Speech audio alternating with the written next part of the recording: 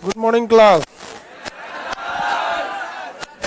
जय हिंद जय हिंद जय हिंद।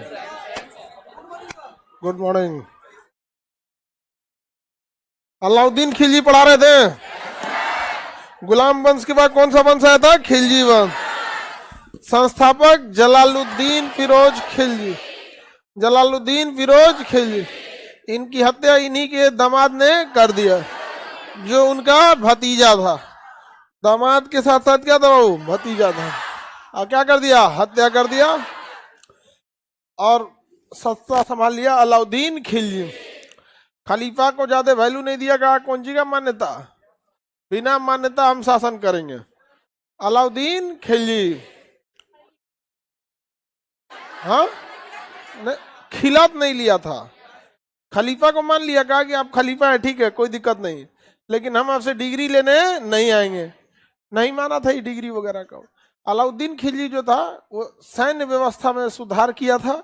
अलाउद्दीन खिलजी का बाजार नियंत्रण प्रणाली सबसे प्रसिद्ध है। उसने बाजार पे पूरी तरह से क्या कर दिया? नियंत्रण कर दिया। बाजार पे क्या कर दिया? नियंत्रण कर दिया। तो बाजार नियंत्रण प्रणाली किसका था? अलाउद्दीन खिलजी का। किसी को कोई दिक्कत नहीं ना? देखिए, इसमें उसने बिना मतलब कोई रेट बढ़ा दे, इस सब का अलाउद्दीन खिलजी ने क्या कर दिया था? रेट को एकदम फिक्स कर रखा था। यहाँ पे आवश्यक पूर्ति के लिए बाजार की गतिविधियों पे क्या करता था? नियंत्रण रखता था। समझ में आ गया कि नहीं आ गया? वरना ऐसा नहीं हो कि अब कुछ भी ले आके बेचने लगिए। और कंट्रोल पूरी तरह था उसका बाजार के लिए। उसने बाजार को ना कई अलग अलग पार्ट में बांटा था। 3 भाग में उसने क्या किया था? बाजार को बांटा था। सबसे पहला था उसका मंडी या गल्ला। मंडी या गल्ला, मंडी या गल्ला, यही सबसे प्रमुख व्यापार था। यहाँ अलाउद्दीन खिलजी के नियंत्रण में जो भी एरिया रहता था उस सबके यहीं से व्यापार होते थे। मेन बाजार क्या था? गल्ला बाजार था। यहीं पे चीजें स्टॉक में आती थी और फिर दूसरे जगह पे क्या होती थी? जाती थी। यहाँ पे नगर में जितने भी शहर थे वहां पे सबसे बड़ा बाजार कौन था? गल्ला था। दूसरा बाजार था सराय अदल। सराय अदल, ये बाहर के लोग भी इसमें आके सामान को क्या कर सकते थे? बेच सकते थे। तो पहला कौन हो गया? मंडी। यह एक प्रकार की कौन सी थी? अनाज मंडी थी। देखिए, प्राचीन काल में सबसे जरूरत की चीजें क्या थी? कपड़ा और अनाज, यही सबसे जरूरी था। बाद में ना इंडस्ट्रियलाइजेशन हो गया, सर्विस सेक्टर आ गया, बैंक, पोस्ट ऑफिस, ये सब दुनिया भर का खुल गया। उस समय तो ये सब कुछ नहीं था। मेनली क्या था? अनाज होता था। तो मंडी या गल्ला किस चीज का व्यापार होता था? हाँ, अनाज का होता था यहाँ पे। इसके लिए इसने एक पद नियुक्त किया, मलिक कबूल। उसी के नियंत्रण में क्या दिया था? ये मंडी को कंट्रोल करने के दिया था। जबकि सराय अदल जो था ये दूसरा टाइप का व्यापार था। इसमें विदेशी और अलग के विदेशी या अधीनस्थ राज्य या पड़ोसी राज्य के भी लोग यहाँ के क्या कर सकते थे? सामान बेच सकते थे। इंपोर्ट बेसिकली यहाँ हो जाता था। सराय अदल में क्या हो जाता है? इंपोर्ट वगैरह का काम कहाँ हो जाता था? सराय अदल में। और मंडी और गल्ला में किस चीज का? मेनली अनाज का। किसका? अनाज का। सबका रेट अलग होता था। इसका रेट थोड़ा सा महंगा था क्योंकि ये इंपोर्ट ड्यूटी इस पे टैक्स लगा होता था, और ये थोड़ा सा सस्ता था। और बाजार व्यवस्था एकदम बेहतरीन ढंग से कंट्रोल करके रखा था। यहाँ पर घोड़ा दागने की व्यवस्था किसने चालू किया था? गुलाम तो इस सब ने बहुत बड़े घोड़े, दास तथा मवेशियों के लिए व्यापार क्या था? अलग था। तो घोड़ा खरीद के अपने घोड़े पर क्या कर लिए? दाग दीजिए कि ये मेरा वाला घोड़ा है, निशान लगा दीजिए कि ये घोड़ा मेरा है। मवेशी और दास भी खरीदे जाते। मवेशी मतलब होते वे जानवर जो दूध वगैरह देने के काम में आए या खेती के काम में आए, उसे क्या कहेंगे? मवेशी कहेंगे। और दूसरा था दास। दासों के लिए भी इसके क्या थे? बाजार अलग थे। ऐसे दास बिकते थे आदमी की तरफ। अफ्रीका से पकड़ के लाओ या जहां से पकड़ के लाता था, आदमी को बेच देता था किलो पे। उसकी नीलामी लगती थी। कोई कहता 2000 में खरीद लेंगे, तो कोई कहे 1000 रुपया में, कोई कहेगा 500 में। तो व्यापार होता था दासों का। और ये दुनिया में सबसे ज्यादा अगर कहीं हुआ तो अमेरिका में हुआ। अमेरिका में दास का व्यापार बहुत ज्यादा हुआ। देखिए, अगर आप पढ़े लिखे नहीं रहेंगे ना तो आपको आप ही के घर में घुस के कोई कब्जा कर लेगा। 2 जगह देखिएगा ऐसे हुआ। ब्रिटेन वाले जो गए ना, ब्रिटेन वाले वो अमेरिका गए और कई जगह पे बस गए। और वो पढ़े लिखे थे, पैसा था उनके पास।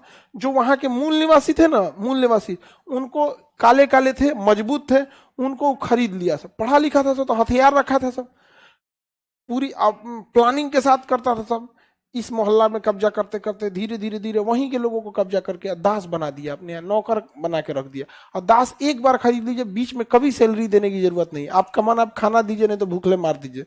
इतना अत्याचार होता था दास के ऊपर, और गुलाम एकदम बना के रखता था। और वहां के जो मूल निवासी थे उन लोगों को आज तक मारते हैं सब, कहते तुम काला रंग का, ईश्वर का श्राप है तुम्हारे ऊपर। समझ में आ गया? भारत में भी क्या हुआ, आर्य तो बाहर से आए, मुगल बाहर से आए, समझ में आ कि नहीं गया? तो आर्य आए, अपने आप को क्या घोषित कर दिए, श्रेष्ठ, पढ़ा दिए आप लोग। और जो यहाँ के मूल निवासी थे निम्न, समझ में आ गया कि नहीं? दलित समाज को, आदिवासी को, द्रविड़ को, ये सबको क्या घोषित कर दिया सर, निम्न। और उनको पढ़ने ही नहीं दिया यहाँ पे, अपने पढ़ लिख के पूरा एकदम एरिया बना लिया कि भाई इनको घेर घार के नासे दिया यहाँ पर, और उनको शिक्षा से इतना वंचित किया कि उनको अपने में लगता है कि भाई हम निम्न है। कौन सी का निम्न है भाई, तुम मूल निवासी है। समझ में आगे गिरा गया यहाँ पे, उनको ना अलग टाइप का ट्रीट कर दिया और कह देंगे तुमको आरक्षण मिलता है, तो उसको भी कहना चाहिए ना, आरक्षण इसलिए मिलता है कि हम मूल निवासी है। समझ में आ रहा है? एजुकेशन, आरक्षण आज किसको नहीं है, किसको नहीं है? एक जाति बताए 10% तो सबको है, लेकिन वो अपना 10% कोई नहीं गिनता है। देखिएगा वो अपना 10% कभी नहीं गिनेगा, कहे जी है कि नहीं, ये बताओ, गिनता है कोई? नहीं। ईडब्ल्यूएस है कि नहीं है, लेकिन अपना नहीं गिनेगा लोग। हाँ, जनरल को। आगे बढ़े। सोनपुर मेला में दास बेचता है, गधा कहीं का घोड़ा बिकता है उसमें, घोड़ा को दास समझ लिया है। तो दासों का भी व्यापार होता था। तो इसके समय कितने प्रकार के बाजार, 3। अनाज के लिए मंडी, आयात के लिए सराय अदल, और मवेशी और घोड़ा वगैरह का अलग होता था। अब खुद सोचिए, जहां गाय बिक रही है, भैंस बिक रहा है, घोड़ा बिक रहा है, वहीं आदमी बिक रहा है दास। इतना इसके समय दास व्यवस्था इतना खराब थी। ये बहुत खराब प्रचलन होता है। अब्राहम लिंकन आए थे तो अमेरिका में दास प्रथा का क्या किया था, विरोध किया था कि दास प्रथा अच्छा नहीं है। आज भी अमेरिका में ना अश्वेत यानी काले लोगों को ना वहां की पुलिस बड़ा अत्याचार करती है, वहां की पुलिस। और एक साल 2020-21 की बात है, फ्योर्ड करके एक आदमी था, उसको पुलिस ऐसे अरेस्ट करने आई। तो कहीं काहे लिए अरेस्ट कर रहे हैं, तो पुलिस उसको गिरा के हाथों पीछे बांध के और गर्दने पे चढ़ गई, मर गया, वो मर गया। जिसको चोक बोलते हैं, चोक कर दिया यहाँ पे, पकड़ के गर्दन में दाबे रहते हैं, इतना देर तक कि मरिए जाते हैं आदमी यहाँ पर। वहां पे ये बहुत खराब परंपरा है। और हम लोग को, जैसे हमारे यहाँ जाति है ना, तो जैसे हम लोग सोचते हैं ना कि काला और गोरा में क्या रखा है, काहे लिए लड़ता है, वैसे अंग्रेज सोचता है जाति में क्या है, क्या ऊंची जाति नीची जाति।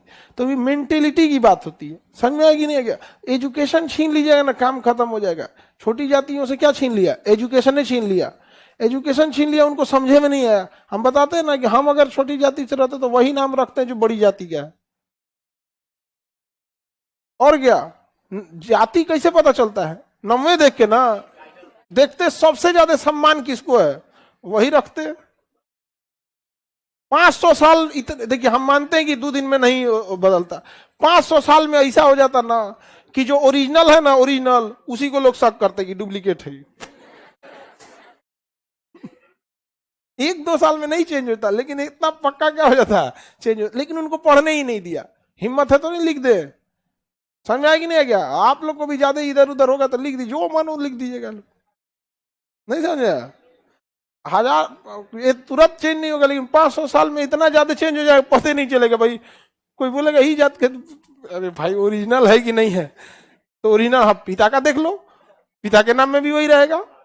कुछ अगर 100 साल भी बीता तो 3 पीढ़ियां बीत जाएगी, 100 साल में 3 पीढ़ी बीत जाएगी, तो कैसे पता चलेगा? दादा तक में सेम नाम दिख रहा है, नहीं हो जाएगा, खत्म कहानी।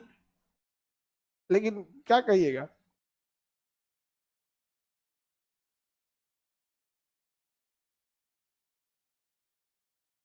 आगे बढ़ते हैं। तो ये दासों वगैरह के लिए, व्यापार के लिए था यहाँ पर। इस बार दलाल से मुक्त कर, देखिए किसी भी जगह को ना सबसे ज्यादा परेशानी किससे होती है, दलालों से, एजेंट से होती है, बीच में वो अच्छा खासा कमीशन ले जाते हैं। तो इसने कहा कि कोई एजेंट वगैरह नहीं रहेगा, तभी ना बाजार पे क्या रहेगा, नियंत्रण रहेगा। तो इसने बाजार पर नियंत्रण करने के लिए बहुत ठोस कदम उठाए थे। किसने? अलाउद्दीन खिलजी ने। घोड़ा दागने के लिए अलाउद्दीन खिलजी ने व्यवस्था लाया था। अब इसके अलग अलग विभागों की चर्चा करते हैं कि कौन कौन से इसके अंडर में क्या आते थे, विभाग आते थे। वो विभाग से सवाल आता है कि ये विभाग कौन सा डिपार्टमेंट देखता था। जैसे दीवाने अर्ज या आरिज, दीवाने अर्ज या आरी, ये पता आपको कौन सा विभाग था? सैन्य विभाग। ये और ये दीवाने इंसा, इंसा जो था ना लेटर डिपार्टमेंट था। अब राजा कोई आदेश लिखता था तो वो क्या होता, दीवाने इंसा। तो कोई भी आदेश लिखेगा, पत्र लिखेगा, वो किस में जाएगा? दीवाने इंसा, दीवाने इंसा। किसी को कोई दिक्कत? सैन्य विभाग अर्ज, आरिज या अर्ज। अब पत्राचार डिपार्टमेंट दीवाने वजारत या विसार, ये क्या था? पीएम था। दीवाने वजारत वजीर होता था, दीवाने वजारत वजीर होता था। दीवाने वजारत क्या होता था? वजीर। अब वजीर कोई क्या कहा गया? पीएम। राजा के बाद सबसे बड़ा पद किसका था? हाँ, पीएम का। दीवाने वजारत, वजारत में कौन होता था बाबू? वजीर। क्या होता था? वजीर। वजीर कोई क्या कहते थे? पीएम कहते थे। अरे तरीके क्या लिख दिया? रसातल लिख दिया, रसालत होता है, उल्टा लिख दिए रसालत। रसातल तो एकदम खराब चीज होता है, रसातल मतलब होता है एकदम बर्बाद। पीडीएफ में सही है, रसातल है, रसालत होता है। क्या होता है? रसालत। तो पहले लिए रसातल लिख दिया है। रसातल मतलब होता है बर्बाद। जैसे भारतीय मीडिया अपने रसातल पे पहुंच गई है, हाँ, अपने उस पे चली गई। देखिए, आप मीडिया को भले दोष दे दीजिए, मीडिया उस चीज को क्यों दिखा रही है? क्योंकि आप देख रहे हैं। आपको हमारे देश में क्या होता है ना कि हम लोग किसी को वोट दे के नेता ना चुनते, जैसे लगता है कि अपन कोई रिश्तेदार कौन चीज लगता है, उतना बाप को सम्मान नहीं देता है। दबाव बना के रखना जरूरी है यहाँ पे। लेकिन ना, तो मीडिया को भी पता है कि भारत के लोग क्या है, वोट दे के आते हैं तो अपना घर लगता है कि उनको रिश्तेदार बना लिए हैं। तो दीवाने रसातल नहीं है, बल्कि दीवाने क्या है? रसालत। दीवाने रसालत। कौन विभाग? विदेश विभाग। दीवाने रसालत, दीवाने वजारत वजीर, विजारत वजीर, इंसा भाई पत्राचार, आरिज, आरिज और रसातल, रसालत। सबसे जरूरी कौन था? बाजार नियंत्रण। बाजार को देखने के लिए रियासत, दीवाने रियासत, दीवाने रियासत, दीवाने रियासत। बाजार नियंत्रण रियासत। और विदेश विभाग रसालत, विदेश विभाग रसालत। सैन्य विभाग आरिज, पत्राचार इंसा, पत्राचार इंसा। सबसे बड़ा पद कौन था? वजीर का। किसका? वजीर का।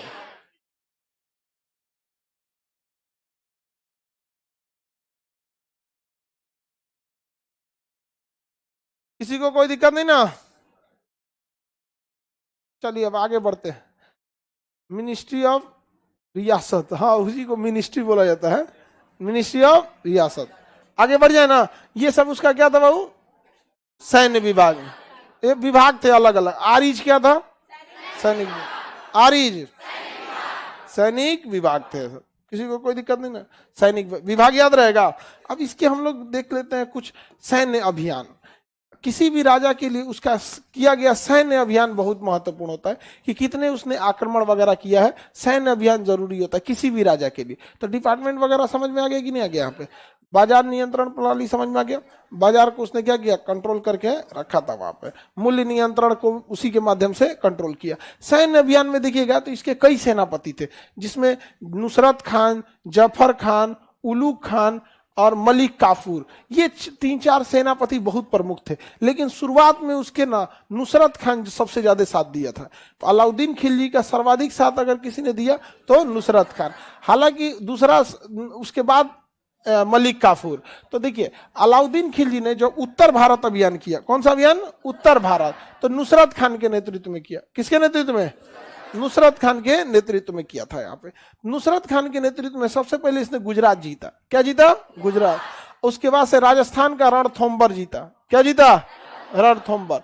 तो नुसरत खान के नेतृत्व में सबसे पहले क्या जीता? गुजरात और रणथंभौर। जब नुसरत खान ने गुजरात अभियान किया था तो उसका मुख्य उद्देश्य था कि व्यापार के लिए समुद्र मार्ग को खोलना, क्योंकि दिल्ली से सबसे करीबी समुद्र मार्ग जो था वो गुजरात था। तो सैन्य अभियान, गुजरात सैन्य अभियान का मुख्य उद्देश्य विदेशी व्यापार के लिए समुद्री मार्ग पर नियंत्रण करना था। जब यहाँ पे आक्रमण किया किसने? नुसरत खान ने। तो बताइए इसका सबसे प्रमुख सेनापति हो गया नुसरत। हाँ, नुसरत खान ने कहां कहां अभियान किया? गुजरात और राजस्थान। गुजरात और राजस्थान आक्रमण किया। गुजरात अभियान जब ये कर रहा था तो इसने तो जीत गया, और यहीं पर एक जगह था जहां से इसने 1000 दिनार में, कितने दिनार में? 1000 दिनार में इसने मलिक काफूर को खरीदा। मलिक काफूर को खरीदा। किसे खरीद लिया? मलिक काफूर को। मलिक काफूर को खरीदा। मलिक काफूर दास था, जिसे एक बार खरीद लिए तो काम खत्म, पैसा देने की जरूरत नहीं। और वो ट्रांसजेंडर था, किन्नर, ट्रांसजेंडर। क्या था? ट्रांसजेंडर। जैसे मुगल काल या दिल्ली सल्तनत में ट्रांसजेंडर को सेना में भर्ती किया जाता था, और मुख्य रूप से उसका काम था रानी की सुरक्षा करना या हरम दल की सुरक्षा करना। समझ में आ रहा है कि नहीं आ रहा? किसकी सुरक्षा करना? जहां महिलाएं डिपार्टमेंट होता था ना, वहां पे उसी क्या कहता? हरम दल। तो वहां पे पुरुष सैनिक को नहीं रखते थे सब। ये सब राजा सब जो था सब इतना खचरा था, अपना चाल चलन जानता था सब, इसलिए कहता ना ना हम ना रखेंगे पुरुष को यहाँ पे। समझ में आ गया कि नहीं आ गया यहाँ पे? तो एक तरह से रानी पे नियंत्रण था यहाँ पे। तो किसको रखता था? ट्रांसजेंडर को। तो लाया गया था किसको? मलिक काफूर को। ये ट्रांसजेंडर बहुत हट्टा कट्टा था और बहुत मजबूत था। और इसका जब कलाबाजी देखा, तलवार भाजने के, तो अलाउद्दीन खिलजी ने कहा कि भाई तो रानी की सुरक्षा के लिए नॉर्मल किसी को भी लगाया जा सकता है, इसको पूरी ट्रेनिंग दिया जाए, घुड़सवारी बढ़िया से दिया जाए, क्योंकि वो तो गुलाम था। तो गुलाम को कितना मिलता है? कोई बेहतरीन ढंग से ट्रेनिंग वगैरह तो मिलता नहीं है। कहा इसको ट्रेनिंग में लगाया जाए। तो इसको कहाँ लगाया गया? ट्रेनिंग में। इसीलिए मलिक काफूर को ना 1000 दिनारी भी कहा जाता है। क्या कहा जाता है? 1000। और अलाउद्दीन खिलजी ने अपने नेतृत्व में लड़ाई नहीं लड़ता था, वो अपने सेनापति को ही भेजता था। लेकिन 1303 ईस्वी में जब उसने चित्तौड़ अभियान किया, 1303 में क्या किया? चित्तौड़ अभियान किया। तो बताइए अलाउद्दीन खिलजी ने स्वयं के नेतृत्व में कौन अभियान किया? अलाउद्दीन। कब किया? 1303। कहां आक्रमण किया? चित्तौड़। चित्तौड़ अभियान किया। चित्तौड़ अभियान में यहाँ के राजा रतन सिंह, राजा रतन सिंह और रानी पद्मावती। रानी पद्मावती, रानी का नाम पद्मावती। इसमें फिल्म भी बनी है, पद्मावती फिल्म बनी है। और ऐसा इतिहास में कहा जाता है कि रानी पद्मावती के लिए क्या किया था? आक्रमण किया था। और युद्ध में राजा रतन सिंह की युद्ध में मारे गए। तो फिर पद्मावती और अन्य रानियां महल के अंदर जौहर कर ली। जौहर में वो लोग क्या करते थे? एक बड़ा सा आग का बना के उसमें बड़ा सा कुंड में आग लगा के सारी रानियां एक ही साथ उसमें क्या हो जाती थी? जल जाती थी, जिसे क्या कहा गया? जौहर कहा गया। क्या कहा गया? ये कौन कह रहा है सर? रानी की सुरक्षा के लिए ठीक ही था वो।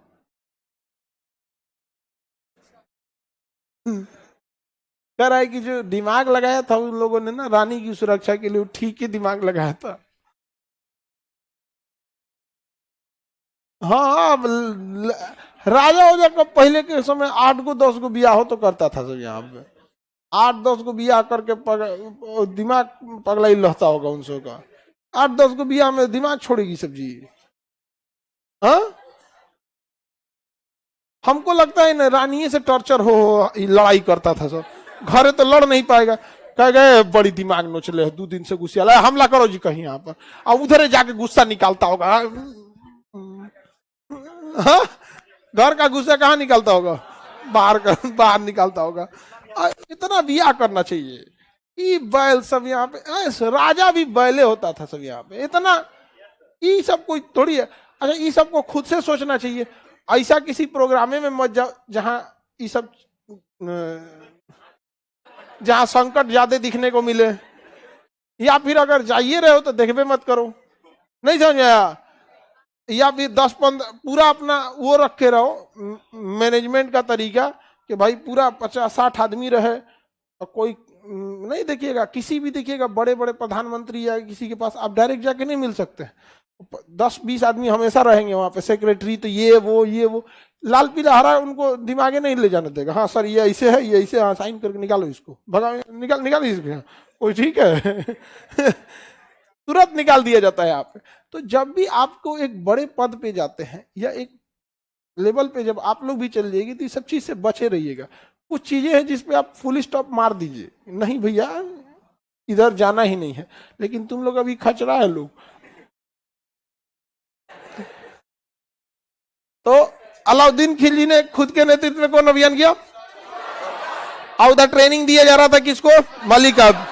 मलिक काफूर की ट्रेनिंग खत्म हुई तो इसने मलिक काफूर को कहा गया, मलिक काफूर अब तुम्हारा बारी है। तो मलिक काफूर के नेतृत्व में सैन्य अभियान प्रारंभ किया गया। तो मलिक काफूर के नेतृत्व में दक्षिण भारत का अभियान किया गया। सबसे पहले देवगिरी आक्रमण हुआ, फिर वारंगल आक्रमण हुआ, वारंगल के बाद यहाँ पर होयसल की राजधानी, होयसल वंश पे आक्रमण हुआ, फिर पांडव वंश की राजधानी मदुरई पर आक्रमण हुआ। आपको ये हम पढ़ा दिए हैं छोटे राज्यों में, अब याद कीजिए। मदुरई की पांडव वंश की राजधानी मदुरई जीत गया। होयसल की राजधानी द्वार समुद्र नहीं जीत पाया था, हम पढ़ाए थे कि होयसल जीत लिया लेकिन उसकी राजधानी द्वार समुद्र को नहीं जीत पाया था। वारंगल के राजा प्रताप रुद्र देव ने अपनी सोने की प्रतिमा को जंजीर से लपेटकर और कोहिनूर हीरा गिफ्ट में दिया था। देवगिरी के शासक रामचंद्र देव बहुत ही बहादुरी से लड़े थे, जिस कारण इनकी वीरता को देखकर अलाउद्दीन खिलजी ने इन्हें साम्राज्य तो नहीं दिया बल्कि एक छोटा सा जागीर दे दिया। क्या दे दिया? जागीर दे दिया। समझ में आ गया कि नहीं आ गया यहाँ पे? तो इसके नेतृत्व में कहाँ कहाँ अभियान हुआ बाबू? देवगिरी। कहाँ हुआ? देवगिरी आक्रमण हुआ। राजा बोलिए रामचंद्र देव। दूसरा वारंगल के शासक प्रताप रुद्र देव। उसके बाद होयसल की राजधानी द्वार समुद्र। क्या द्वार समुद्र जीत पाया था? द्वार समुद्र जीत नहीं पाया था। और नीचे मदुरई, पांडव वंश की राजधानी मदुरई जीत गया कि नहीं जीत गया? मदुरई जीत गया। अंतिम सैन्य अभियान बाजौर के खिलाफ किया गया। पंजाब में है बाजौर। अंतिम सैन्य अभियान बाजौर, वो इंडिया पाकिस्तान की तौर पे, मतलब वहां पे सीमा हो जाती है पंजाब के पास। तो अंतिम सैन्य अभियान कहाँ किया गया? बाजौर में। हालांकि जब बाबर आएगा ना तो बाबर स्टार्ट करेगा बाजौर से। अभी बाबर आने वाला है, लोधी वंश के बाद कौन आएगा? बाबर। तो बाबर अपना स्टार्ट कहां से करेगा? बाजौर से। और ये अंत कहां से कर देगा? बाजौर। तो इसका अंतिम सैन्य अभियान बाजौर। बताइए मलिक काफूर तो सेनापति था, तो अलाउद्दीन खिलजी का अंतिम सैन्य अभियान बाजौर है। अंतिम सैन्य अभियान बाजौर आएगा, याद रहेगा ना? तो नुसरत खान के नेतृत्व में गुजरात और राजस्थान, अलाउद्दीन अपने नेतृत्व में चित्तौड़, और मलिक काफूर में दक्षिण भारत की जिम्मेदारी मलिक काफूर। इसने दक्षिण भारत मेनली धन लूटने के लिए आक्रमण किया था, क्योंकि दक्षिण भारत को कंट्रोल करना दिल्ली से बैठकर बहुत मुश्किल था। इसलिए इसने कहा कि दक्षिण भारत से जितना पैसा मिल सके पूरा का पूरा पैसा लूट लिया जाए। समझ में आ गया कि नहीं जाए? किसी को दिक्कत? तो दक्षिण भारत अभियान इसने धन लूटने के लिए किया, जिसका पूरी जिम्मेदारी इसने मलिक काफूर को दिया था, और मलिक काफूर ने इसे धन जीत के दिया भी था। इसके समय मंगोल आक्रमण सबसे ज्यादा हुए थे। बार बार मंगोल जो थे सब, मंगोल में जब कोई नया सेनापति आता था भारत पे आक्रमण कर देता था।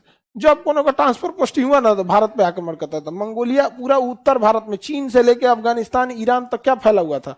मंगोल आक्रमण हुए थे। जब कोई मंगोल का राजा चेंज हो गया या सेनापति चेंज हुआ, भारत में क्या करता था? आक्रमण। परेशान हो गया था ये मंगोलों के आक्रमण से।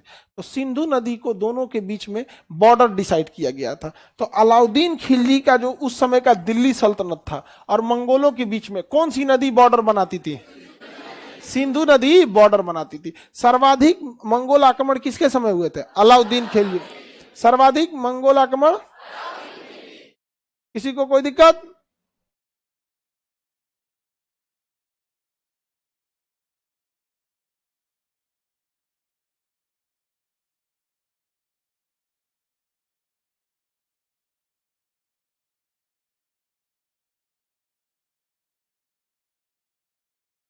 अब आगे बढ़ते हैं हम लोग, चलिए ध्यान से देखते हैं हम लोग।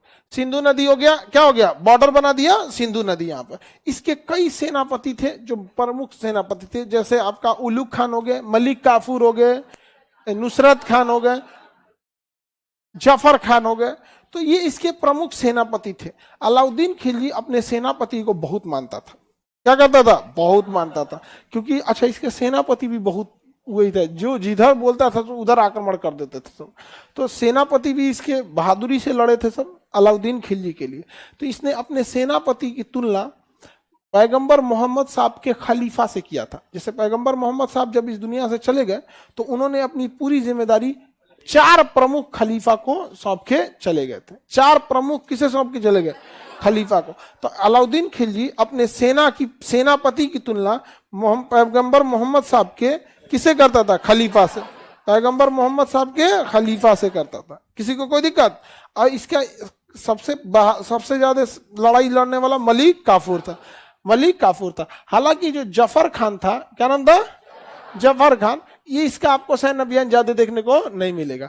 जफर खान भी बहुत बहादुर सेनापति था और इसे मेनली सुरक्षा की जिम्मेदारी दी गई थी। जैसे उत्तर भारत नुसरत खान को दिया गया। उत्तर भारत किसे दिया गया? नुसरत खान। नुसरत खान को उत्तर भारत, और उलुग खान को भी, वो बलबन वाला उलुग खान नहीं, नुसरत खान। तो मेनली नुसरत खान को उत्तर भारत, और दक्षिण भारत मलिक काफूर। मलिक काफूर को क्या दिया गया? दक्षिण भारत। मलिक काफूर को दक्षिण भारत दिया गया, और उत्तर भारत नुसरत। और सुरक्षा की जिम्मेदारी जापान। अब आप बताओ किससे सुरक्षा? मंगोल से। किसे? मंगोल। मंगोल से। चाइना और मंगोलिया में कौन थे सब? मंगोल। जब मन तब भारत में आके आक्रमण करते। और ये पहाड़ी थे सब। पहाड़ी लोग बड़े बहादुर होते हैं और बड़े फुर्तीला, शरीर बड़ा उनका गठीला होता है, लड़ाई उड़ाई में बड़ी आगे होते हैं। नेपालियों को देखिए, गोरखा को देखिए, उत्तराखंड में देखिए, बड़ा जीवन वहां पे क्या है? टफ है। अभी टनल से तो बाहर निकाले गए ना मजदूर लोग को, वहां पे अंदर के अंदर क्या हो गए थे? फंस गए थे। यहाँ पे उत्तरकाशी में टनलिंग का काम हो रहा था, अचानक फंस गया था ना टनल, वहां पे बंद हो गया था। बड़ा पहले तो टनल और रिस्की होते थे बनाना, अब तो टेक्नोलॉजी इतना आ गया है। तो पहले बहुत टनल बनाना क्या था? मुश्किल था। अब तो खोद के टनल, उसमें ऑक्सीजन, फूड सप्लाई चालू रखा गया था। तो इतने दिन वो लोग क्या किए थे? सर्वाइव किए थे। 17 दिन तक अंदर रहना, समझ रहे हैं? धूप बाद में देखा है लोग, सूरज की रोशनी कैसे होती है 17-18 दिन के बाद। बहुत मुश्किल है वहां पर। अलग अलग जगह के मजदूर थे वहां पे। मीडिया में लिख रहा है निकाले गए बिहारी मजदूर। मजदूर कहीं का भी रहता है, उसको कोई वैल्यू नहीं देता है।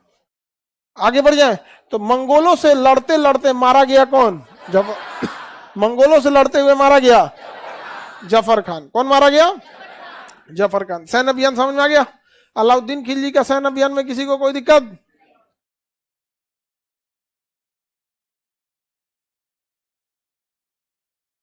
देखो इसको, मैं क्लास 9th में हूं, यूपीएससी की तैयारी प्रारंभ कर दूं।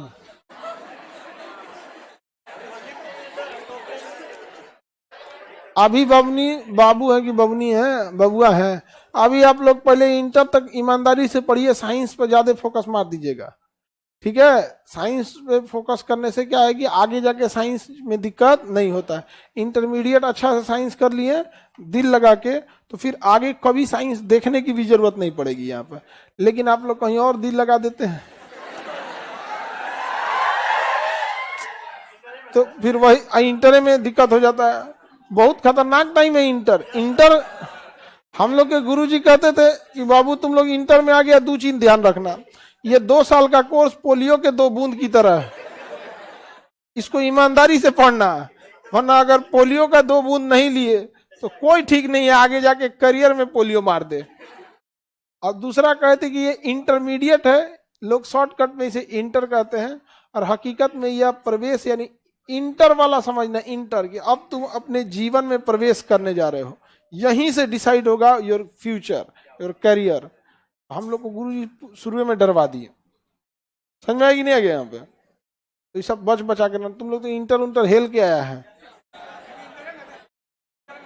तो अभी इंटर में हो, आगे बढ़ जाए। जफर खान, नुसरत खान, मलिक काफूर, उल्लू खान, ये लोग किसके प्रमुख सेनापति थे? अलाउद्दीन खिलजी के। आगे बढ़े, ये सैन्य अभियान तो बढ़ा दिए। अलाउद्दीन खिलजी ने चित्तौड़ अभियान किया। चित्तौड़ अभियान में वहां के राजा का नाम क्या था? राजा रतन सिंह। राजा रतन सिंह। दक्षिण भारत की जिम्मेदारी किसे दी गई? होयसल की राजधानी द्वार समुद्र जीत पाया? नहीं जीत पाया था, द्वार समुद्र को नहीं जीत पाया था। किसी को कोई दिक्कत? अलाउद्दीन खिलजी ने निजामुद्दीन औलिया से भी जमीन वापस मांग लिया था। किससे जमीन वापस मांगा? निजामुद्दीन। आपको पढ़ाए थे, किसने कहा कि जिसको भी दान में जमीन दी गई है ना, वापस ले लिया जाए और उसे बदलेंगे खालसा भूमि अर्थात सरकारी भूमि में, वापस मांग। हाँ, किन्होंने? निजामुद्दीन औलिया ने। हाँ। जिससे विरोध कौन करेगा? ये तो बहुत खचरा था ना, यहाँ पर मरवाइए देता था। यहाँ पे जमीन अगर वापस नहीं दिए तो उनको न मरवा उरवा देता था, युद्ध वगैरह में खत्म कहानी कर देता था। तो इसने ना निजामुद्दीन औलिया से भी कहा कि सबसे ज्यादा जमीन तो आप ही को मिला है, लोग बड़ी दानन में दिए हैं, चलिए तो वापस कीजिए सारा जमीन। तो निजामुद्दीन औलिया तो धार्मिक व्यक्ति थे, और धार्मिक व्यक्ति को आप सताएंगे तो पूरी समाज का विरोध हो जाएगा। तो उनको लेटर लिख के भेजा कि हिसाब करना है हमको, बाहर आइए। तो उन्होंने लिख के कहा, मेरे घर में 10 दरवाजे हैं, मेरे घर में 10, एक दरवाजे से आएंगे तो दूसरे दरवाजे से हम निकल जाएंगे, इतना आराम से आपको हिसाब नहीं देंगे। जब लेना ही है तो बवाल करके लीजिए, जब लेना है तो हमसे बवाल करके लीजिए, ताकि पब्लिक का भी विरोध झेलिएगा। समझ में आ गया कि नहीं गया? यही मेरे घर में 10 दरवाजे हैं, इधर से आइएगा तो उधर निकल जाएंगे। इसी चीज को दोहरा दिया दिल्ली में अरविंद केजरीवाल ने। जब ईडी उनको समन भेजा ना कि मेरे ऑफिस में आइए, तो कह दिया नहीं आएंगे, आप ही आ जाइए। चल गए मध्य प्रदेश। समझ में आ गया कि नहीं? तो इतिहास हर जगह रहता है, बस उसको इम्प्लीमेंट करना है जरूरी है। ईडी किसी को भेजती है समन के लिए, बड़ी पावरफुल है ना agency. CBI, ED, NIA, CBI, ये सब बड़ी पावरफुल एजेंसी है सब यहाँ पर। उस समय के समझिए जिससे राजा होते थे लोग यहाँ पे, या नारकोटिक्स डिपार्टमेंट, बड़ा पावरफुल डिपार्टमेंट है सब ये सब। तो इन्होंने कह दिया मेरे घर में 10 दरवाजे, मतलब एक से आइएगा ना, बाकी 9 से निकल जाएंगे। जब हिसाबे देना है तो इतना आराम से कहीं हिसाब देंगे, जब वापस ही ले जाना है तो फिर हल्ला हो, वो फिर खेला हो, वो नहीं होगा। धार्मिक व्यक्ति थे, हल्ला होता तो फिर किसकी किरकिरी होती? अलाउद्दीन खिलजी। तो लोगों ने समझाया कि महाराज धार्मिक मामलों में मत उलझा कीजिए, धार्मिक मामले में ज्यादा उलझेंगे दिक्कत हो जाएगा यहाँ पे। और धार्मिक मामले में सही में नहीं उलझना चाहिए। धार्मिक एकता, सब लोग आ जाते हैं ना कि भाई इनका जमीन का है छीन रहे हैं यहाँ पे। आगे बढ़ जाए, किसी को कोई दिक्कत? बताइए। जफर खान, नुसरत खान, उल्लू खान, मलिक काफूर। देखिए, नुसरत खान और जफर खान के नेतृत्व में उत्तर भारत, दक्षिण भारत मलिक। मंगोल की जिम्मेदारी, मंगोलों से लड़ते हुए मारा गया। इन चारों सेनापति की तुलना पैगंबर मोहम्मद साहब के किसे किया जाता है? खलीफा से। किसे? खलीफा से। बताइए, अलाउद्दीन खिलजी ने आक्रमण रोकने के लिए नुसरत खान की सहायता की लिया, अलग चारों की तो सहायता लिया, लेकिन मंगोलों से लड़ते हुए मारा गया जफर का। और ये 10वीं बार क्वेश्चन पूछ चुका है, मंगोलों से लड़ते हुए चारों प्रमुख सेनापति में कौन मारा गया था? याद रहेगा? कौन मारे गया था? जफर खान। कौन? जफर खान। क्या नाम था बाबू? जफर का। किस युद्ध में मारे गए? मंगोलों से लड़ते। ये डेट याद रखने की जरूरत नहीं है, ये नई डेट याद रखना है यहाँ पे। सर्वाधिक मंगोल आक्रमण किसके समय हुए थे? हाँ, कौन सी नदी को सीमा बनाया गया था? अलाउद्दीन खिलजी के नेतृत्व में अंतिम मंगोल आक्रमण इकबाल बंदा कुबुल ने किया था। और इनके समय क्या हो गई? कौन सी नदी को सीमा बनाया गया? हाँ, सिंधु नदी को सीमा बनाया गया। पढ़ा दिया ना। देखिए, अलाउद्दीन खिलजी जल्दी किसी का सुनता नहीं था। ईरान के खलीफा को मान्यता दी कि हाँ आप खलीफा हैं, ठीक है, रहिए ईरान में, तुर्की में, हम आपसे खिलत लेने वाले नहीं है। तो उन्होंने कहा कि खिलत लेना पड़ता है। कुतुबुद्दीन ऐबक नहीं लिया था तो उसे इतिहास ने कभी राजा की उपाधि नहीं देगा। कहा कुतुबुद्दीन ऐबक समझे हमको, हाँ देखते हैं इतिहास कैसे हमको नहीं राजा की उपाधि देगा। ऐसा ना तांडव मचाएंगे ना, ऐसा तांडव मचाएंगे कि इतिहास हमारे बिना अधूरा लगने लगे। और इतना ना मारकाट किया ना अलाउद्दीन खिलजी, इसे रोकने वाला कोई नहीं था, निरंकुश अंकुश लगाने वाला कोई नहीं था। कहा कि हम नहीं लेने आएंगे खिलत, आप खलीफा हैं ठीक है। उन्होंने 4-5 बार लोगों ने समझाया तो कहा कि अरे यार बड़ी झमेला है, अपना धर्म निकालना चाहिए। लोगों ने कहा यार ये आदमी को सलाह मत दो। तो खलीफा से, उलेमाओं से, धार्मिक बंदिशों से, नियम कानून से अपने आप को एकदम मुक्त कर दिया। कौन? अलाउद्दीन खिलजी। उसे संभालने वाला, कंट्रोल करने वाला कोई नहीं था। जब खलीफा से खिलाफ नहीं लिया, निजामुद्दीन औलिया का जमीन वापस लेने पहुंच गया, वो अलग बात है कि लोगों ने समझाया कि मत ये सब मत काम कीजिए, यहाँ पर इस सब मामला में मत पड़िए। तो सोचिए वो कितना निरंकुश शासक रहा होगा, किसी का नहीं सुनता था। यहाँ पर बाजार नियंत्रण को उसी तरह लागू किया, बिचौलियों को वैसे ही बाहर कर दिया, घूस उस लेने के लिए गवर्नर के पदे को खत्म कर दिया। कौन सी का गवर्नर है, समझ में आ गया कि नहीं? गवर्नर का पद क्या किया दिया, खत्म कर दिया यहाँ पे। तो अलाउद्दीन खिलजी बहुत ही निरंकुश शासक था, किसी को संभाल में नहीं आता था। और अलाउद्दीन खिलजी की मृत्यु के बाद ना कोई भी इस वंश, खिलजी वंश को संभालने वाला हुआ ही नहीं। तो खिलजी वंश वंश न होकर एक राजा का शासन था। किसका? अलाउद्दीन खिलजी। क्योंकि अलाउद्दीन खिलजी से पहले जलालुद्दीन खिलजी, जलालुद्दीन फिरोज खिलजी, उसी को आप जलालुद्दीन खिलजी कहिए। जलालुद्दीन खिलजी कुछ काम किए नहीं, जनता के हिसाब से शासन करते थे, जनता को खुश रखना चाहते थे। इनका भतीजा खुश कर निपटा दिया है, दामाद भी था और भतीजा भी था, भतीजा प्लस दामाद, समझ में आ गया? मार दिया उनको। अलाउद्दीन खिलजी के बाद कोई बड़ा शासक आया नहीं यहाँ पे। अलाउद्दीन खिलजी, समझ में आ गया? किसी को कोई दिक्कत?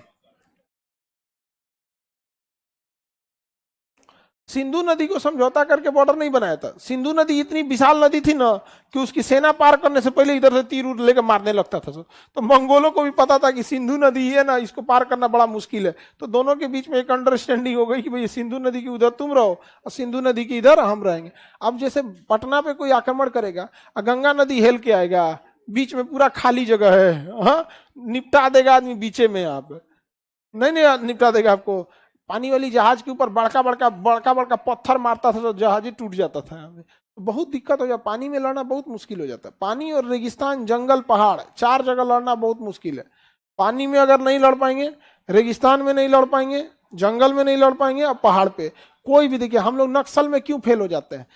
जंगल है, कश्मीर में दोनों है, जंगल भी है पहाड़ भी है, इसलिए वहां दिक्कत हो जाता है। ड्रोन, जहाज, बड़े बड़े जितने टेक्नोलॉजी है काम नहीं करेगा। ड्रोन में, जंगलों में कौन सी का ड्रोन खोजिएगा आप? पेड़ के नीचे पेड़वा पर चढ़ जाएंगे तो ड्रोन देख लेगा आपको। और वहां पे जंगल बड़े घने घने हैं सब। पहाड़ वगैरह में, अगर बड़े पहाड़ पे अगर आप जाके देखिएगा, सिक्किम, उत्तराखंड, कश्मीर, हिमाचल में, तब आपको समझ में आएगा भैया इसमें तो हाथी छुप जाएगी, आदमी कौन सी है? हाथी नहीं दिख पाएगी आपको वहां पे। यही वजह है कि इन सब जगहों पे इंसर्जेंसी ज्यादा हो जाती है।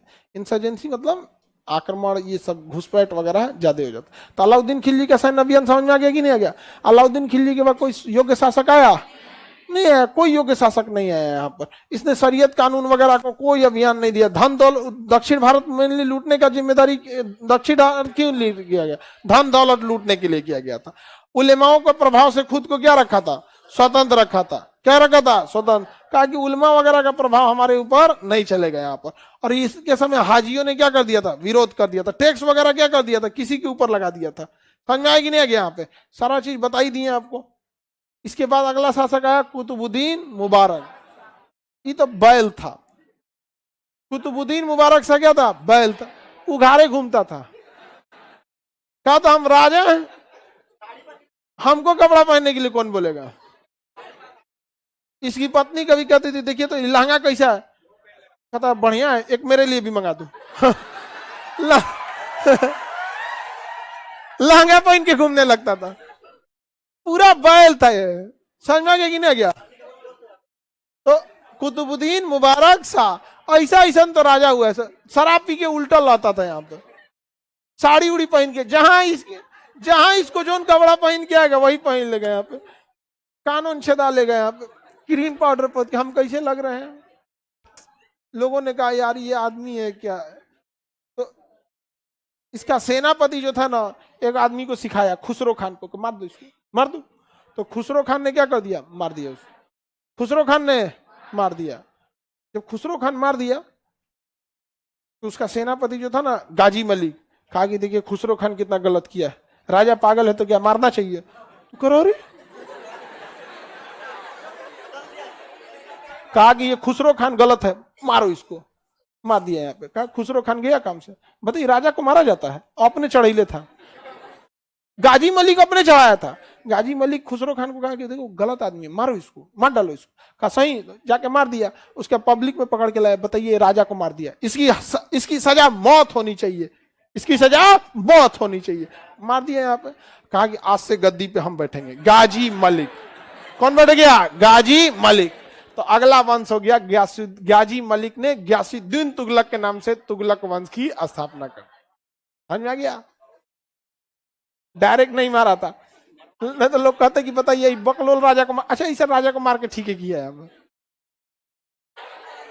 बैल राजा होते हैं सब। राजा को राजा का जीवन बड़ी टफ और जिम्मेदारी वाला होता है। यहाँ पे राजा, वो राजा कभी सक्सेस नहीं हो सकता है जिसको ना बहुत आराम सुख सुविधा ये सब का शौक हो। तो बाकी का क्लास कल समझा देंगे। तुगलक वंश, कौन सा वंश,